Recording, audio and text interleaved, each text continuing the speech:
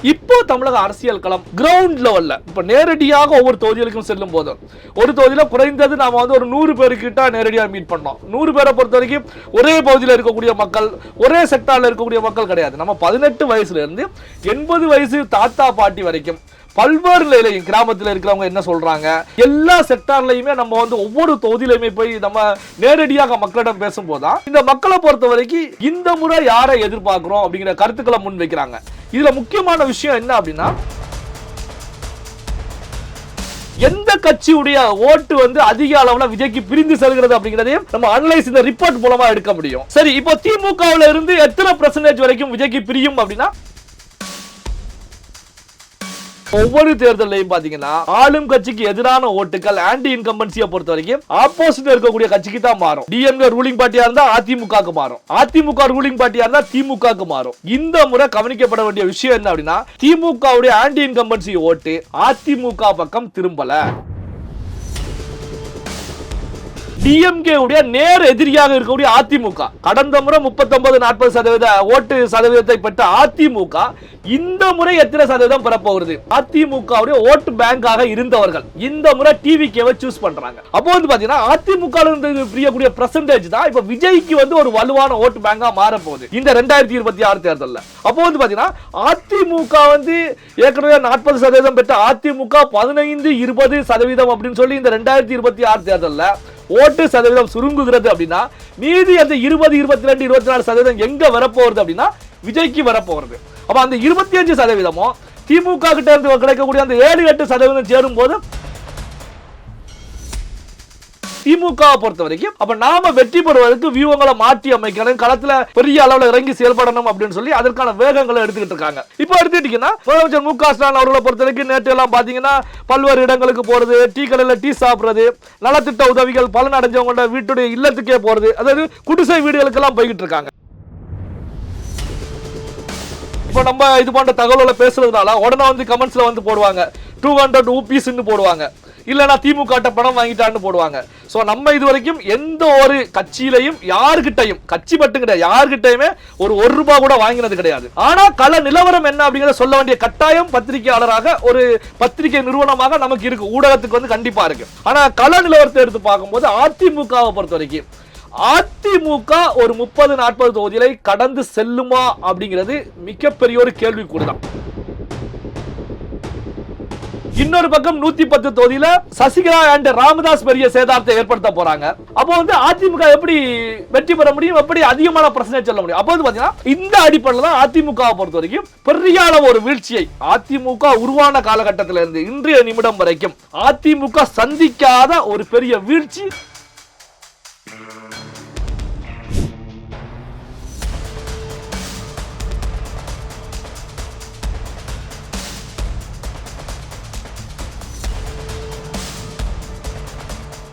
Real one உறவுகளே, நடுநிலையோடு பொறுப்புடன் செய்திகளை வழங்கி பல லட்சக்கணக்கான மக்களின் நம்பிக்கையை பெற்ற நமது சேனலின் வளர்ச்சிக்கு உங்கள் ஆதரவு தேவை. இந்த ஊடக பயணம் தொடர்ந்து வலுப்பெற திரையில் தெரியும் QR கோட் ஸ்கேன் செய்தோ அல்லது டிஸ்கிரிப்ஷனில் உள்ள வங்கி விவரங்கள் மூலம் உங்களால் முடிந்த அளவு சப்போர்ட் செய்யுங்கள். உங்கள் ஒவ்வொரு ஆதரவும் நமது குரலை இன்னும் பல லட்சம் பேரிடம் கொண்டு செல்ல உதவும். ரியல் ஒன் நேயர்களுக்கு வணக்கம். இன்று நம்மளுடைய நேர்காணலுக்கு பத்திரிகையாளர் திரு நெல்லை சிவா அவர்கள் இணைஞ்சிருக்காங்க. சார் வணக்கம். வணக்கம்.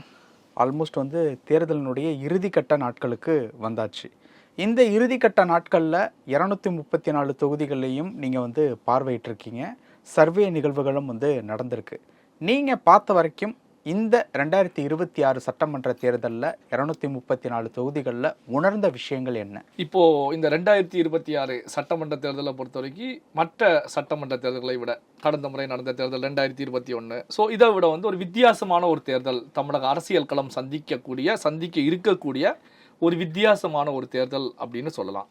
காரணம் என்ன அப்படின்னா, 2 கட்சிகளுக்கு இடையில தான் ஒரு வலுவான போட்டி இருக்கும். களத்தில் வந்து மும்முனை போட்டி, 4 முனை போட்டி அப்படின்னு சொன்னாலும் 2 கட்சிகள் தான் ஒரு வலிமையோடு அலைன்ஸை உருவாக்கி தேர்தலை சந்திப்பாங்க. இந்த 2 கட்சியில் ஒரு கட்சி ஆட்சியை பிடிக்க போகிறது அப்படிங்கிற நிலையில தான் தேர்தல் களம் நகர்வுகள் எல்லாமே இருந்துகிட்டு இருக்கும்.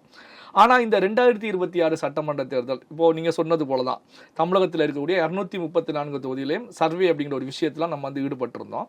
அதுல 100க்கும் மேற்பட்ட தொகுதியில நேரடியாகவே சென்று, காரணம் என்ன அப்படின்னா கிரவுண்ட் லெவல்ல இருக்கக்கூடிய மக்கள் எப்படி இருக்காங்க, காரணம் என்ன அப்படின்னா நம்ம வந்து இப்போ சென்னை மாதிரி சிட்டில இருந்து உட்காந்துக்கிட்டு மீடியாவில் இருந்துட்டு என்ன வேணாலும் நம்ம பேசலாம்.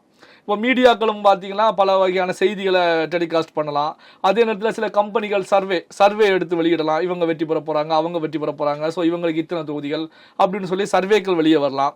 பொலிட்டிக்கல் அனலிஸ்ட், ஜேர்னலிஸ்ட் அப்படின்னு சொல்லிட்டு சிட்டியில் உட்காந்துக்கிட்டு அவர்களுடைய நண்பர்கள் மூலம் அல்லது ஜேர்னலிஸ்ட் மூலம் கிடைக்கக்கூடிய தகவல்களை வச்சு பேசலாம். ஆனால் வந்து பார்த்தீங்கன்னா தேர்தல் களத்தை பொறுத்த வரைக்கும் கிரவுண்ட் லெவலில் இருக்கக்கூடிய மக்கள் என்ன திங்க் பண்ணுறாங்க, அவங்க வந்து எந்த அடிப்படையில் இருக்காங்க, ஸோ இந்த தேர்தலில் வந்து வின்னிங் ஃபேக்டர் எது எல்லாம் இருக்க போகுது அப்படிங்கிறது தான் மிக மிக முக்கியமான ஒரு விஷயம். இதனால தான் பார்த்தீங்கன்னா பல சர்வேக்கள் வந்து தேர்தல் முடிவுகள் வந்த பிறகு பொய்த்து போகக்கூடிய நிகழ்வுகளை கூட நம்ம பார்த்துக்கிட்டு இருக்கோம். பல எக்ஸ்பீரியன்ஸ் ஆன பொலிட்டிக்கல் அனலிஸ்ட் எல்லாமே பேசக்கூடிய விஷயங்கள் தேர்தலுக்கு பிறகு பார்த்தீங்கன்னா அவர் பேசுறதுக்கு நேர் ஆப்போசிட்டா இருந்த விஷயங்களையும் நம்ம பார்த்துக்கிட்டு தான் இருக்கோம். இப்போ தமிழக அரசியல் களம் 234 தொகுதிகளும் எப்படி இருக்கு அப்படின்னு சொல்லி நாம நேரடியாக சென்று மக்களை சந்திச்ச நிலையில பார்க்கும்போதுதான் இந்த தேர்தல் தான் ஒரு மும்முனை போட்டி, அதாவது வலுவான நிலையில 3 கட்சிகள் மோதுகின்றனவா அப்படிங்கிற ஒரு கேள்வி, மிக முக்கியமான ஒரு கேள்வி உருவாகி இருக்கு. காரணம் என்ன அப்படின்னா இந்த பக்கம் திமுக அலையன்ஸ், இந்த பக்கம் அதிமுக அலையன்ஸ், 2 கட்சிகளுக்கு இடையில தான் மோதல் இருக்கும். இப்போ மூன்றாவதாக விஜய் தாவேகா அப்படிங்கிற ஒரு கட்சி, அது சிங்கிள் பார்ட்டி தான், அதாவது பெரிய அலையன்ஸ் இல்லைன்னாலும் இந்த கட்சியும் ஒரு மூன்றாவதா இதுல இணைஞ்சிருக்காங்க. இது வந்து மேலோட்டமா வந்து நம்ம நுனிப்புள் மேய்ந்தது போல நம்ம சொல்லல. கிரவுண்ட் லெவல்ல இப்ப நேரடியாக ஒவ்வொரு தொகுதிகளுக்கும் செல்லும் போது ஒரு தொகுதியில குறைந்தது நாம வந்து ஒரு 100 பேருக்கிட்ட நேரடியாக மீட் பண்ணோம். 100 பேரை பொறுத்த வரைக்கும் ஒரே பகுதியில் இருக்கக்கூடிய மக்கள், ஒரே செக்டார்ல இருக்கக்கூடிய மக்கள் கிடையாது. நம்ம 18 வயசுல இருந்து 80 வயசு தாத்தா பாட்டி வரைக்கும் பல்வேறு நிலையிலையும் கிராமத்தில் இருக்கிறவங்க என்ன சொல்றாங்க, சோ சிட்டில இருக்கக்கூடியவங்க என்ன சொல்றாங்க, ஆட்டோக்காரங்க என்ன சொல்றாங்க, வியாபாரிகள் என்ன சொல்றாங்க, சாதாரண கூலி வேலை பார்க்கக்கூடிய மக்கள் என்ன சொல்றாங்க அப்படின்னு சொல்லி எல்லா செக்டார்லயுமே நம்ம வந்து ஒவ்வொரு தொகுதியிலுமே போய் நம்ம நேரடியாக மக்களிடம் பேசும்போதுதான் இந்த மக்களை பொறுத்த வரைக்கும் இந்த முறை யாரை எதிர்பார்க்கிறோம் அப்படிங்கிற கருத்துக்களை முன் வைக்கிறாங்க. இதுல முக்கியமான விஷயம் என்ன அப்படின்னா அவங்க யாருடைய ஓட்டராக கடந்த காலத்துல பயணிச்சாங்க, இது போன்ற விஷயத்தை நம்ம அவங்ககிட்ட இருந்து கேட்டு பெற்றிருக்கோம். அதாவது பாத்தீங்கன்னா 2024 நாடாளுமன்ற தேர்தலில் யாருக்கு ஓட்டு போட்டாங்க, 2021 சட்டமன்ற தேர்தலில் யாருக்கு ஓட்டு போட்டாங்க, அதற்கு முந்தைய நிலைகள் எல்லாம் யாருக்கு ஓட்டு போட்டாங்க. என்ன காரணம் அப்படின்னா இவங்க தொடர்ச்சியாக ஒரு 3 முறை ஒரே கட்சிக்கு ஓட்டு போடுறாங்க அப்படின்னால இது அந்த கட்சியுடைய ஓட்டு பேங்க், அதாவது அந்த கட்சிக்கான ஒரு நபர் தான். ஆனா இந்த முறை யாருக்கு ஓட்டு போடுறாரு, அதே நேரத்தில் வந்து பாத்தீங்கன்னா இல்ல நான் 2020 கடந்த முறை வந்து இந்த கட்சிக்கு போட்டேன், அதுக்கு முதல் முறை வந்து வேற ஒரு கட்சிக்கு போட்டேன், அதுக்கு முதல் முறை வேற ஒரு கட்சிக்கு போட்டேன் அப்படின்னா இவங்களை வந்து ஒரு கட்சி சார்புடையவராக எடுக்க முடியாது, ஒரு நியூட்ரல் ஓட்டர் அப்படின்னு எடுக்கலாம். அதாவது வந்து அந்த சிச்சுவேஷனுக்கு ஏற்றாற் போல, அதாவது அந்த ஆன்டி இன்கம்பன்சின்னு சொல்றாங்க இல்லையா, ஒரு ஆளும் கட்சி மீது அதிருப்தி ஏற்படும் போது ஆப்போசிட்ல இருக்கிறவங்க போடுவாங்க. சோ இவங்க ஒரு ரூலிங் பார்ட்டியாக வந்து இவங்க மேல அதிருப்திங்கும் போது இந்த சைடு வருவாங்க. சோ இவங்க யாருக்கு சொல்றாங்க, யாரை தேர்வு பண்றாங்க, நியூ ஓட்டர்ஸ் யாரை தேர்வு பண்றாங்க அப்படின்னு சொல்லி 234 தொகுதியிலையும் நம்ம பார்க்கும் போதுதான் இப்போ பாத்தீங்கன்னா மும்முனை போட்டி அப்படிங்கிறத 100% நாம தெளிவுபடுத்த நாமளே புரிஞ்சுக்கிட்ட ஒரு விஷயமா தான் பார்க்க முடிகிறது. காரணம் என்ன அப்படின்னா டிஎம்கே வந்து ஒரு வலுவான அலையன்ஸாக 234 தொகுதியிலையும் கூட்டணி கட்சிகள் தயவோட களத்துல இருக்காங்க. இந்த பக்கம் அதிமுக இருக்காங்க, இந்த பக்கம் தாவேகா இருக்காங்க. மக்களிடத்துல நாம நேரடியா சென்று கேட்கும் போது இந்த களத்தை பொறுத்த வரைக்கும் விஜய் தாவேகா அப்படிங்கிற ஒரு விஷயம் வந்து பெரிய அளவுல வந்து ஒரு எழுச்சியை உருவாக்கி இருக்கிறது. மக்கள் வந்து தாவேகா மீதும் தங்களுடைய பார்வையை செலுத்தி இருக்காங்க அப்படிங்கிறத தெளிவா வந்து நாம பார்க்க முடிகிறது. அதாவது பாத்தீங்கன்னா ஒரு 100 பேரை சந்திக்கும் போது ஒரு 35 பேர் 40 பேர் டிஎம்கே அப்படின்னு சொல்றாங்க அப்படின்னா அதுக்கு ஈக்குவலண்டா டிவிகே அப்படிங்கிறது ஒரு 35-40% பேர் தெரிவிக்கிறாங்க. இதுல வந்து ஏடிஎம்கே அப்படிங்கிறதா ஒரு 15%, 20% அப்படின்னு சொல்லி சுருங்கி போகக்கூடிய ஒரு நிகழ்வையும் பார்க்க முடியுது. அதாவது பாத்தீங்கன்னா 100 பேர்ல 40 பேர் இந்த சைடு சொல்றாங்கன்னா 40-45 பேர் விஜயை சூஸ் பண்றாங்க. அதே நேரத்தில் வந்து டிஎம்கேக்கு ஒரு ஏடிஎம்கேக்கு வந்து ஒரு 10-15%. அப்போ வந்து பாத்தீங்கன்னா இதுல இருந்து நாம பண்ணிய சர்வேயின் அடிப்படையில எந்த கட்சியுடைய ஓட்டு வந்து அதிக அளவுல விஜய்க்கு பிரிந்து செல்கிறது அப்படிங்கிறதையும் நம்ம அனலைஸ் இந்த ரிப்போர்ட் மூலமா எடுக்க முடியும். இதுல பார்க்கும் போதா அப்போ டிஎம்கே சைடுல இருந்து டிஎம்கே வந்து கடந்த தேர்தலில் சுமார் 42% ஓட்டு பெற்றிருந்தாங்க. ஏடிஎம்கே பொறுத்த வரைக்கும் டிஎம்கே விட ஒரு 2%, 3% குறைச்சலாம், ஒரு 39-40% தான் ஓட்டு பெற்றிருந்தாங்க. இந்த 2-3% டிஃபரன்ஸ் தான் வெற்றி தோல்வி அங்க தீர்மானிச்சிருந்தது. இப்போ வந்து பாத்தீங்கன்னா டிஎம்கேல இருந்து ஒரு செக்டார் ஓட்டு வந்து டிவிகேக்கு பிரியுது. ஆனா டிஎம்கேக்கு பெரிய சேதாரம் கிடையாது. என்ன அப்படின்னா வந்து பாத்தீங்கன்னா நாம களத்துல சென்றதன் அடிப்படையில் பார்க்கும்போது டிஎம்கேல இருக்கக்கூடிய அந்த டிஎம்கே குடும்பங்கள்ல வந்தவங்க அந்த நியூ ஓட்டர்ஸை பொறுத்த வரைக்கும் டிவிகேவை சூஸ் பண்றாங்க. எங்க அப்பா அம்மா எல்லாம் டிஎம்கே தான் தொடர்ச்சியா போட்டாங்க, நாங்க வந்து விஜய் எதிர்பார்க்கிறோம் அப்படின்னு சொல்லி இந்த சைடு திரும்புறாங்க. அதே நேரத்தில் டிஎம்கே மூலம் எந்த பலனும் அடையாத மக்கள், அதாவது பார்த்தீங்கன்னா கட்சி சார்பில் கட்சியில் பயணிக்கக்கூடியவங்களை பொறுத்த வரைக்கும் அவங்க வந்து கட்சி மூலமாக இந்த 5 ஆண்டுகளில் பல லாபத்தை அடைஞ்சிருப்பாங்க. எந்த விதமான ஒரு அடையாதவங்க, பல திட்டங்கள் முதல்வர் மு.க. ஸ்டாலின் அவர்கள் போட்டாலும் திட்டம் வந்து முழுமையாக 100% போய் ரீச் ஆகிருக்கா அப்படின்னா கிடையாது. அப்ப அந்த ரீச் ஆகாதவர்கள், பலன் கிடைக்கப்படாதவர்களை பொறுத்த வரைக்கும் இந்த விஜய் பக்கம், அதாவது ஆன்டி இன்கம்பன்சி அப்படின்னு சொல்லி நம்ம எடுத்துக்கலாம். அப்போ வந்து ஆளும் கட்சிக்கு எதிரான நிலையில இவங்க வந்து இந்த விஜய் சைடு திரும்புறாங்க. ஆனா ஒவ்வொரு தேர்தலையும் பாத்தீங்கன்னா ஆளும் கட்சிக்கு எதிரான ஓட்டுகள் ஆன்டி இன்கம்பன்சியை பொறுத்த வரைக்கும் ஆப்போசிட் இருக்கக்கூடிய கட்சிக்கு தான் மாறும். டிஎம்கே ரூலிங் பார்ட்டியா இருந்தா அதிமுகவுக்கு மாறும், அதிமுக ரூலிங் பார்ட்டியா இருந்தா திமுகவுக்கு மாறும். இந்த முறை கவனிக்கப்பட வேண்டிய விஷயம் என்ன அப்படின்னா, திமுகவுடைய ஆன்டி இன்கம்பன்சி ஓட்டு அதிமுக பக்கம் திரும்பல, முழுவதுமாக 99% விஜய் பக்கம் திரும்பி இருக்கிறது. இது வந்து எடுத்துக்கிட்டீங்கன்னா இதுதான் அதிமுக களத்துல எந்த அளவுல இருக்கிறது அப்படிங்கறத நம்ம நீங்களே புரிஞ்சிக்கக்கூடிய ஒரு ரிசல்ட்டா தான் நாம இதை பார்த்துட்டு இருக்கோம். சரி, இப்போ திமுகவுல இருந்து எத்தனை % வரைக்கும் விஜய்க்கு பிரியும் அப்படின்னா பெரிய அளவுல பிரியாது. ஒரு 5ல இருந்து ஒரு 10% வரைக்கும். இப்ப 42% கடந்த முறை பெற்ற திமுக இதுல இருந்து ஒரு 5ல இருந்து ஒரு 7-8% வரைக்கும் அவருடைய ஓட்டு சதவீதம் குறைவதற்கான ஒரு சூழல் உருவாகிருக்கு. சரி, ஒரு 5, 6, 7% தானே இங்க இருந்து பிரியுது. அப்போ பெரிய அளவுல வெற்றியை பாதிப்பை ஏற்படுத்தாது. விஜய் வந்து திமுக பெரிய பாதிப்பை ஏற்படுத்த முடியாது. ஏன்னா 5%, 6% எடுத்து நெருங்கவே முடியாது டிவிகேவால. ஆனா இதுல கவனிக்கப்பட வேண்டிய விஷயம் என்னன்னா, டிஎம்கே உடைய நேர் எதிரியாக இருக்கக்கூடிய அதிமுக, கடந்த முறை 39-40% ஓட்டு சதவீதத்தை பெற்ற அதிமுக இந்த முறை எத்தனை சதவீதம் பெறப்போகிறது? நம்ம ஏற்கனவே தொகுதிக்கு 100 பேரை எடுத்து பார்க்கும்போது 15-20 பேர் தான் அதிமுகவை சூஸ் பண்ணாங்க. மீதி 80-85% டிஎம்கே டிவிகே அப்படின்னு தான் சூஸ் பண்ணாங்க. இதுல வந்து பாத்தீங்கன்னா டிவிகே சொன்ன நபர்களை நாம எடுத்து பார்த்தோம் அப்படின்னா, கடந்த முறை அதிமுகவுக்கு ஓட்டு போட்டவங்க, அதற்கு முதல் முறை அதிமுகவுக்கு ஓட்டு போட்டவங்க, அதாவது அதிமுகவுடைய ஓட்டு பேங்காக இருந்தவர்கள் இந்த முறை டிவிகேவை சூஸ் பண்றாங்க. இந்த பெர்சன்டேஜ் எடுத்துக்கிட்டீங்க அப்படின்னா 20%க்கு மேல 20-30% மீட் பண்ணக்கூடியவங்க எல்லாம் கடந்த முறை நாங்க அதிமுக ஓட்டு போட்டோம், ஆனா இந்த முறை விஜய்க்கு ஓட்டு போடலாம், ஒரு மாற்றத்தை எதிர்பார்க்கிறோம் அப்படி கருத்துக்களை முன்வைக்கிறாங்க. அப்போ வந்து அதிமுக சைடு இருந்தா பெரிய அளவுல டிவிகேக்கு வந்து ஓட்டு கிடைக்க போகுது, அதிமுகவுல இருந்து ஓட்டு பெரிய அளவுல பிரிய போகுது. அப்போ வந்து பாத்தீங்கன்னா அதிமுக இருந்து பிரியக்கூடிய பெர்சன்டேஜ் தான் இப்ப விஜய்க்கு வந்து ஒரு வலுவான ஓட்டு பேங்கா மாற போகுது இந்த 2026 தேர்தலில். அப்போ வந்து பாத்தீங்கன்னா அதிமுக வந்து ஏற்கனவே 40% பெற்ற அதிமுக 15-20% அப்படின்னு சொல்லி இந்த 2026 தேர்தலில் ஓட்டு சதவீதம் சுருங்குகிறது அப்படின்னா மீதி அந்த 20-22-24% எங்க வரப்போறது அப்படின்னா விஜய்க்கு வரப்போறது. அப்ப அந்த 25% திமுக கிட்ட இருந்து கிடைக்கக்கூடிய அந்த 7-8% சேரும் போது 30%-33% 30-33% மாறக்கூடிய நிலையில பல்வேறு தொகுதிகள், நான் 234 தொகுதியும் சொல்லல, பல்வேறு தொகுதிகள், பல தொகுதிகள்ல இது போன்ற ஒரு நிலை காணப்பட்டு இருக்கு. அப்ப மார்ஜின் வந்து ரொம்ப கம்மியா தான் இருக்கும், மார்ஜின் கம்மியா இருக்கு. இதுதான் திமுக தலைவர் தமிழக முதலமைச்சர் மு.க. ஸ்டாலின் அவர்களுக்கு பெரிய அதிர்ச்சியா கொடுத்திருக்கு.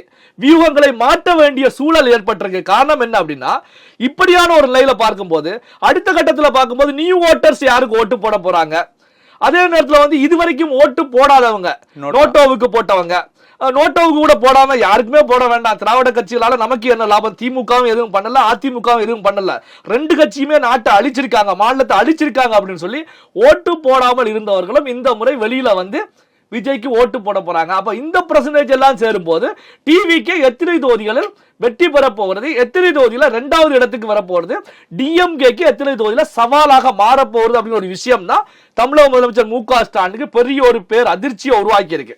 இந்த நிலையில தான் திமுகவை பொறுத்த வரைக்கும் அப்ப நாம வெற்றி பெறுவதற்கு வியூகங்களை மாற்றி அமைக்கணும், களத்துல பெரிய அளவுல இறங்கி செயல்படணும் அப்படின்னு சொல்லி அதற்கான வேகங்களை எடுத்துக்கிட்டு இருக்காங்க.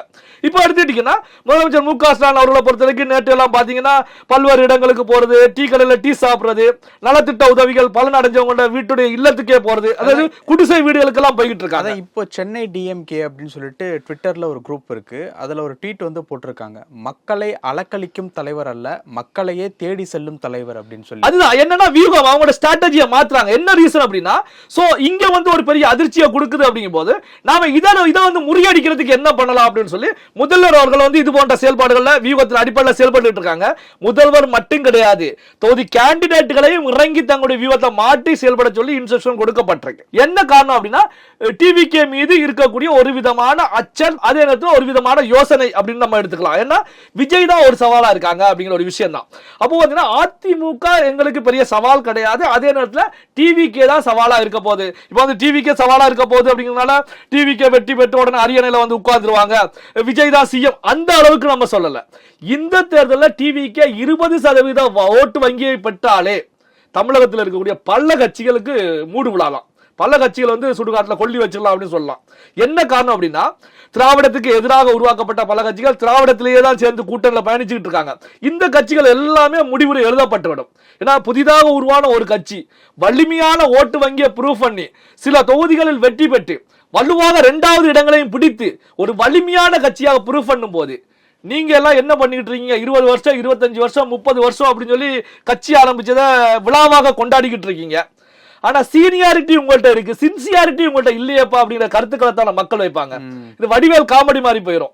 இப்போ வந்து ஒரு மதிமுக இருக்கட்டும், வைகோவாக இருக்கட்டும், இப்போ விசிக தலைவர் தொல் திருமாவளவனாக இருக்கட்டும், இது போன்ற தலைவர்களை பொறுத்தவரை 25 வருஷம் 30 வருஷம் 35 வருஷம் மக்களுக்காக நாங்கள் உழைச்சிக்கிட்டு இருக்கோம். இரவு பகல் தூங்குறதே கிடையாது, 2 மணி நேரம் தான் தூங்குறோம், 4 மணி நேரம் தான் தூங்குறோம் அப்படின்னு சொல்லிக்கிட்டு இருக்கக்கூடிய சூழ்நிலையில விஜய் அவர்கள் நல்லா தூங்குறாரு, நல்லா வேலை பார்க்கிறாரு. கட்சி உருவாகி சில மாதங்கள் சில வருடங்கள் தான் ஆகிட்டு இருக்கு. களத்துக்கு வந்து பிரச்சாரத்துக்கு வந்து சில நாட்கள் சில வாரங்கள் தான். அவங்க வலிமையாக வலுவான ஒரு ஸ்ட்ராங் ஓட்டு பேங்க் எடுக்கும் போது நீங்க என்ன பண்ணீங்க அப்படிங்கிற கேள்விதான் வரும்.